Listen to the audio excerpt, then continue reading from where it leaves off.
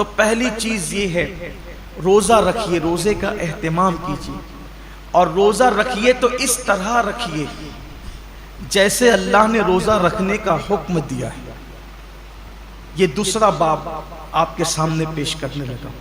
پہلے تو روزہ رکھیے، اب جو روزہ رکھتے ہیں ان کے لیے اس طرح رکھیے جیسے اللہ نے رکھنے کا حکم دیا۔ اب اللہ نے روزہ رکھنے کا حکم کیسے دیا؟ حدیث پاک میں آتا ہے کہ اللہ کے رسول صلی اللہ علیہ وآلہ وسلم فرماتے ہیں کہ بعض روزے دار ایسے ہوتے ہیں جن کو روزے میں بھوک اور پیاس کے سوا کچھ نصیب نہیں ہوتا، یعنی صرف وہ بھوکے اور پیاسے رہتے ہیں، بس ان کو کچھ ملنا نہیں ہے۔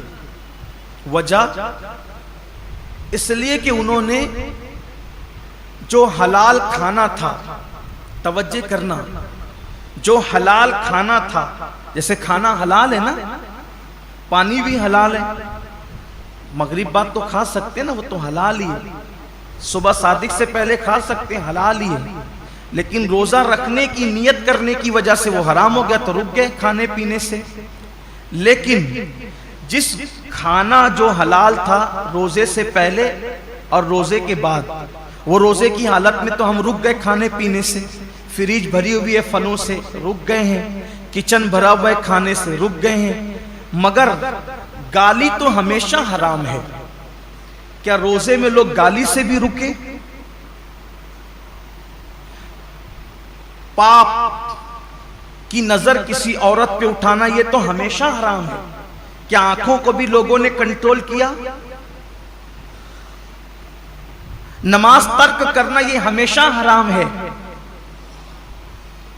نماز کو چھوڑ دینا یہ ہمیشہ حرام ہے۔ کیا لوگ روزے کی حالت میں نماز کے پابند ہوئے؟ بے شمار روزے دار ہیں جو نیند سے اٹھتے ہیں، بستر پہ سحری کھاتے ہیں، وہیں سو جاتے ہیں۔ یہ کون سا روزہ ہے جس میں کوئی نماز ہی نہیں ہے؟ یہ کون سا روزہ؟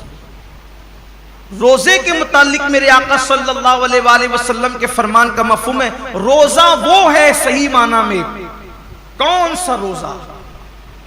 جو آنکھ کا بھی روزہ ہو، جو زبان کا بھی روزہ ہو، جو کان کا بھی روزہ ہو، جو ہاتھ کا بھی روزہ ہو، جو پیر کا بھی روزہ ہو۔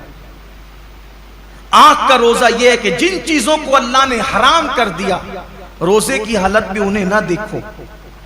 یہاں تو روزے میں لوگ گیم کھیلتے بیٹھے ہوئے، دیکھ لیجئے، ٹائم پاس کر رہے ہیں۔ کیوں بھائی گیم کھیلتے ہو، تسبیح کیوں نہیں پڑھ سکتے؟ یہ تو مہینہ تسبیح اور تلاوت کا ہے، درود شریف کا ہے۔ اچھا یہ تو گیم کھیل رہے ہیں، اس میں کوئی تصویر تو نہیں ہے، یہ حرام تو نہیں ہے؟ اسلام میں وقت ضائع کرنا ہی حرام ہے، تضییع اوقات حرام ہے اسلام کے اندر۔ گیم کھیلنا موبائل پر یہ حرام ہے۔ حالت روزہ میں یہ کون سا حرام کام لوگ لے کے بیٹھ گئے؟ بچے گیم کھیل رہے ہیں، جوان گیم کھیل رہے ہیں، عورتیں گیم کھیل رہی ہیں، لگے ہوئے سب موبائل پر۔ تو روزہ رکھا تو کیا معاذ اللہ ہم نے احسان کیا کہ آپ گیم کھیلنے بیٹھ گئے؟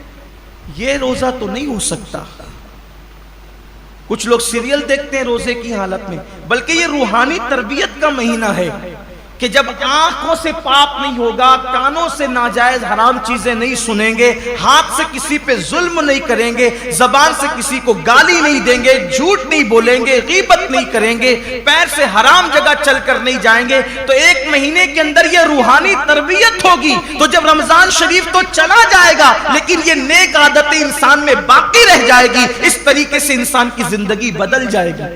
یہ مہینہ بدلنے کے لیے آتا ہے، یہ مہینہ انسان کو تبدیل کرنے کے لیے آتا ہے، یہ مہینہ انسان کی زندگی میں انقلاب برپا کرنے کے لیے آتا ہے۔ اب زبان جھوٹ بول ہی رہی ہے۔ کچھ لوگوں کا تو روزہ اس وقت تک مکمل ہی نہیں ہوتا جب تک وہ دو چار لوگوں سے جھگڑا نہ کریں۔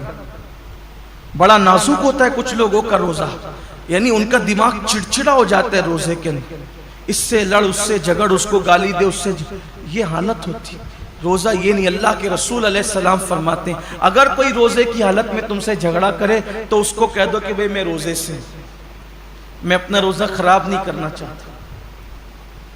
روزے میں جھگڑا نہیں ہونا چاہیے، روزہ نہیں ہے۔ اب آپ کے سامنے بتاؤں، ایسا روزہ رکھو کہ کھانے پینے کے ساتھ آنکھ پہ بھی کنٹرول ہو، زبان پہ بھی کنٹرول ہو، ہاتھ پہ بھی کنٹرول ہو، پیر پہ بھی کنٹرول ہو، سوچ پر بھی کنٹرول ہو۔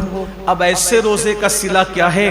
تو اللہ خود فرماتا ہے روزہ میرے لیے ہے اور میں ہی اس کی جزا ہوں۔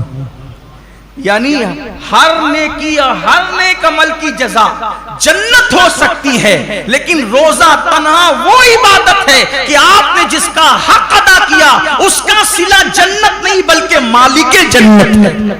سوچے تو صحیح روزہ کیا چیز ہے؟ مالک جنت کیسے صلہ ہے؟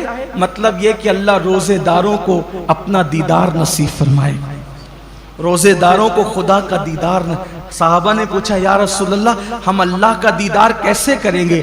تو آقا فرماتے ہیں جیسے تم آسمان پر چاند دیکھتے ہو بلا تکلف بلا تمثیل، تم اللہ کا یوں دیدار کرو۔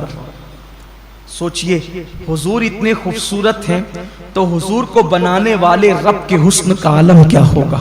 کائنات اتنی خوبصورت ہے تو کائنات کو بنانے والے رب کے حسن اور اس کے جمال کا عالم کیا ہوگا؟ تو اللہ کے لیے ایسا روزہ رکھو